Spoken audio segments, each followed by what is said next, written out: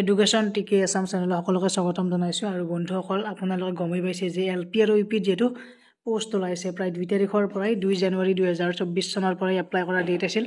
আৰু ইয়াতে ইম্পৰ্টেণ্ট এখন নটিচ আহিছে NOSDLৰ ফালৰ পৰা। যিসকলে NOSDL কৰিছিল, বহুত ইম্পৰ্টেণ্ট নটিচ, দুখনেই নটিচ ওলাইছে। প্ৰথম এইখন নটিচৰ বিষয়ে ক'ম আপোনালোকক। এই নটিচখনত কি দিয়া আছে জানেনে আপোনালোকৰ? ইয়াতে চাব,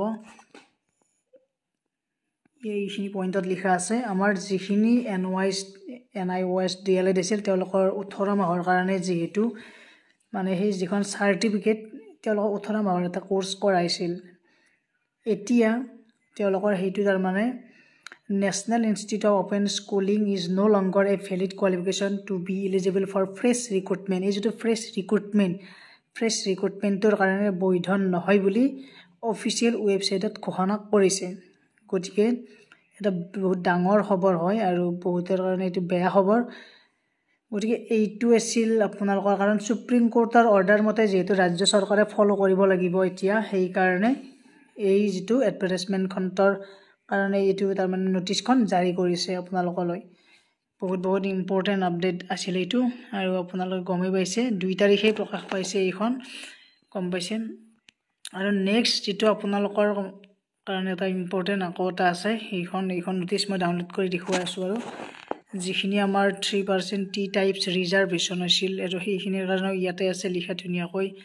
মানে গ্ৰেড 4, গ্ৰেড 3 যিসকলে এপ্লাই কৰিব, বা টিচিঙৰ নন টিচিং হওক, টিচিং ষ্টাফ হওক, সকলোৰে কাৰণে ইয়াতে উল্লেখ কৰিছে এই নটিচখনত। মানে ইয়াত কি লিখিছে মেইনলি মই সেইটো কথা কৈ যাম।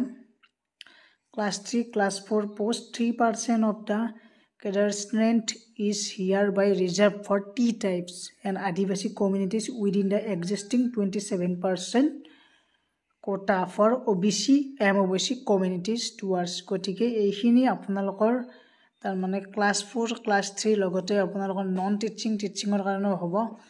এইখিনি মেইনলি কথাটো এইটোৱে যে এতিয়া তাৰমানে আকৌ তাৰমানে আদিবাসী আৰু T ট্ৰাইবছৰ কাৰণে 3% পোষ্ট ৰিজাৰ্ভ থাকিব। গতিকে সেইটো কথা উল্লেখ কৰিছে OBC আৰু MOBCৰ পৰা।